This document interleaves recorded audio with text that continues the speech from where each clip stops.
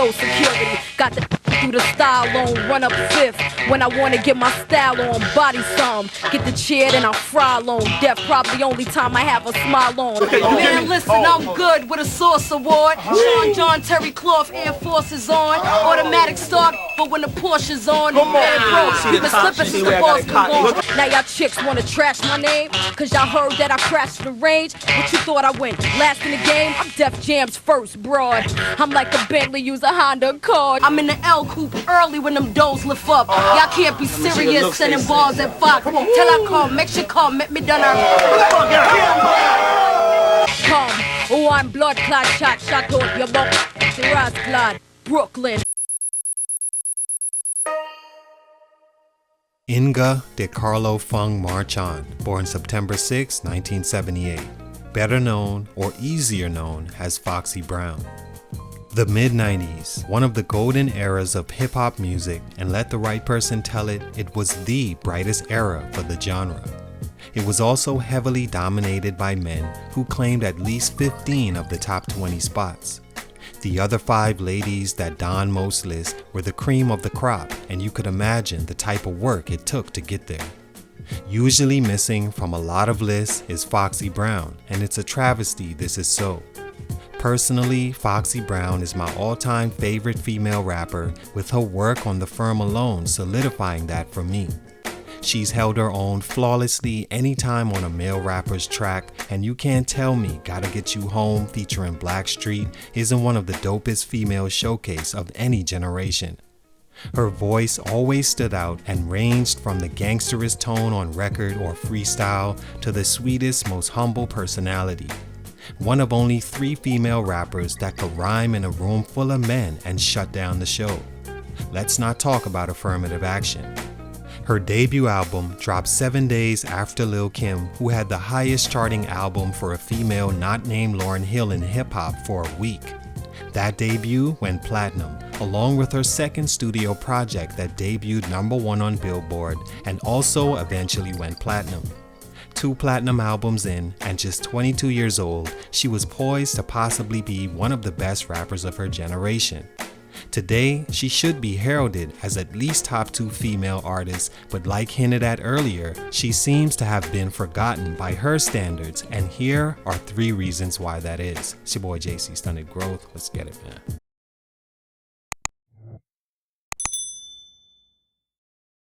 Foxy Brown is a Trinidadian American rapper from Brooklyn, New York that got her first music breaks at a young age. Her name was inspired by Pam Grier's character in the Foxy Brown movie after a slew of failed rap names prior. She's said to have met Jay-Z at just 15 years old and released her first platinum album at 18. Before then, she was rapping in talent shows, trying to get her name out there. One of such, the Trackmasters happened to be in attendance and invited her to rap on her first major look, LL Cool J's I Shot Ya. She shined on the track with her timeless and advanced flow and stood out for being so young with this ability. She was then introduced to Jay-Z and featured on his Nutty Professor track Ain't No that started an immediate bidding war. She signed to Def Jam in 1996 at 17 and debuted her first album that very year. Stunt number 1, Hot-Tempered and Personal Issues. Foxy Brown has bonded out of jail. She is charged with battery and resisting arrest. New video just released within the past several hours shows what led up to the arrest of a popular rap star. The difference between hip-hop and any other genre is its reverence for artists that are controversial and for the most part participated in the lyrics they rapped about. Some artists did a lot to prove themselves quote-unquote real in this way. But Foxy Brown was actually this person. By many accounts, she's always had a hot temper to her that ran hot more than not and would later earn her restraining orders and legal troubles that hindered her productivity. In '97, while on tour promoting her debut album, which debuted #7 and went platinum in just a few months, she was accused of spitting on hotel staff that didn't provide adequate service. She didn't show up to court and would receive a suspended 30-day sentence and community service. She'd release her second studio album, China Doll, in 1999 that charted even better at #1, making her the first female hip-hop artist to chart #1 on Billboard since Lauryn Hill.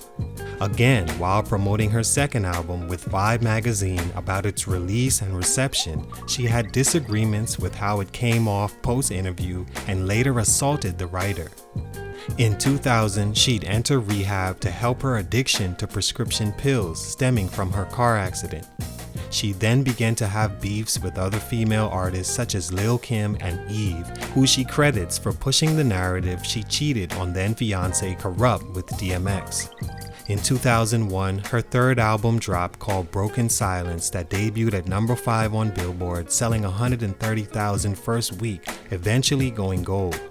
In 2002, she was locked up for assaulting an officer at the airport, reportedly punching him in the stomach.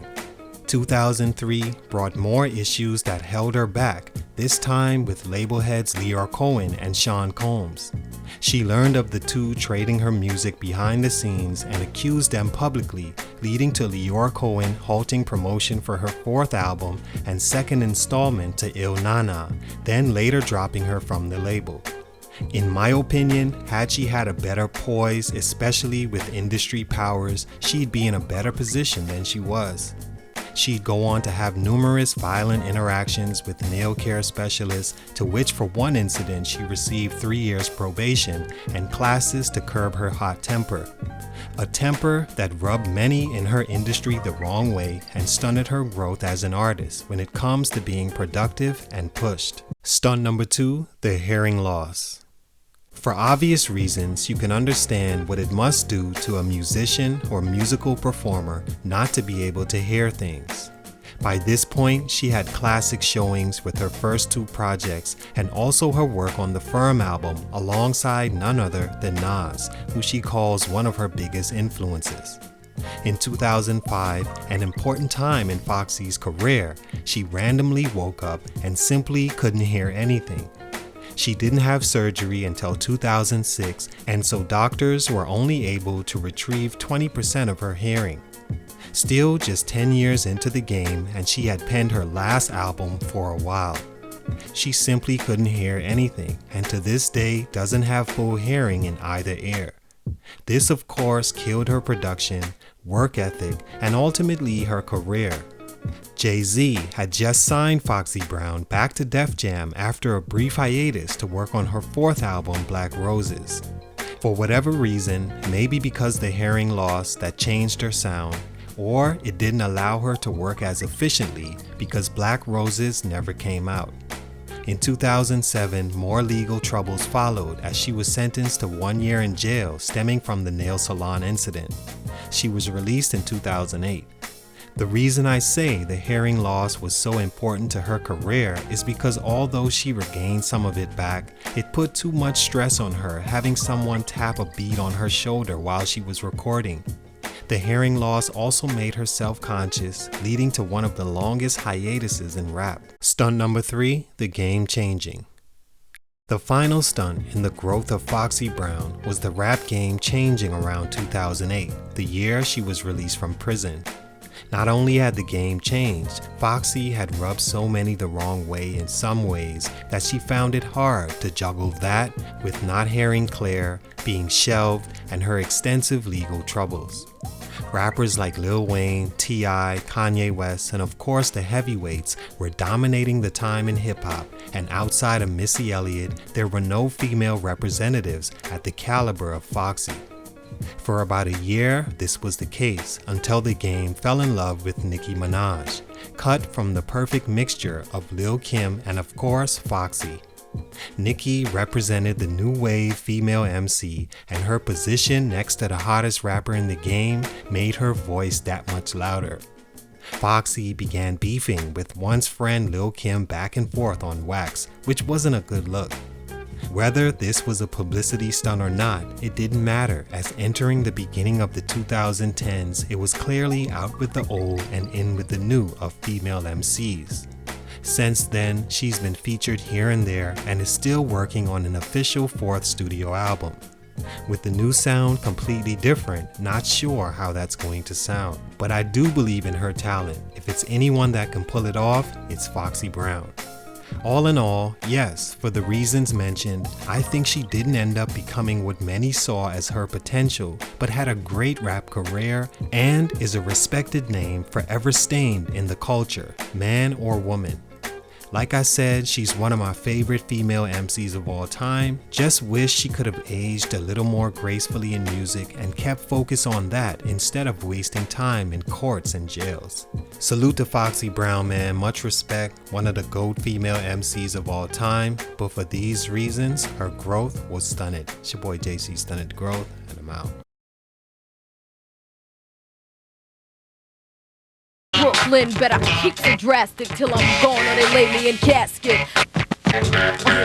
Yeah, ill nana. Man, listen, I'm good with a Source Award. Sean John Terry Cloth Air Force is on. Automatic start, but when the Porsche's on, man, bro, you can slip it since the boss come on. You like the state, I'm like the federal board. You that uptick. I'm not trying to write raw, whoa.